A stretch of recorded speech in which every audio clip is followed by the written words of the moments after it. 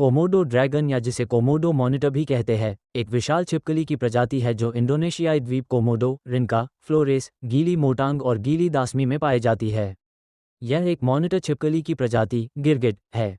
Komodo dragon आकार में छिपकलियों की प्रजाति में सबसे बड़े होते हैं। ये लंबाई में 3 मीटर तक बढ़ सकता है व इनका का वजन 70 किलो तक होता है। कोमोडो ड्रैगन, जिन्हें जिंदा डायनासोर भी कहा जाता है, अपने अनोखे व्यवहार के लिए मशहूर हैं। ये दुनिया के सबसे बड़े छिपकली हैं, लेकिन इनकी एक खास आदत है, आपस में लड़ाई करना, और कभी-कभी ऐसा लगता है जैसे ये खुद से ही लड़ रहे हों।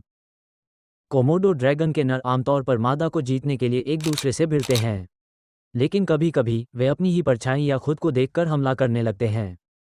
कोमोडो ड्रैगन स्वाभाविक रूप से बहुत आक्रामक होते हैं। अगर उन्हें लगता है कि कोई और ड्रैगन उनके क्षेत्र में है, तो वे तुरंत हमला कर देते हैं, चाहे वह उनकी ही छवि क्यों ना।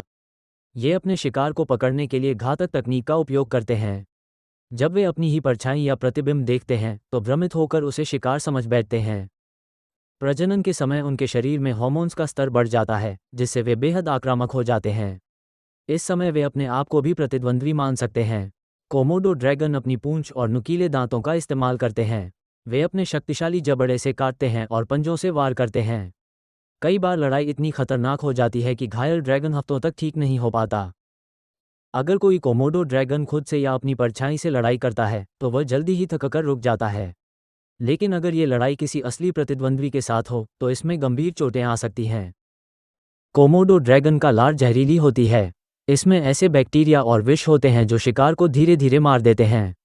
ये कभी कभी अपने ही घाव चाटकर उसे भरने की कोशिश करते हैं। कोमोडो ड्रैगन की खुद से लड़ाई उनके आक्रामक स्वभाव और भ्रमित दिमाग का नतीजा है। ये प्रकृति के अनोखे और रोमांचक पहलुओं में से एक है।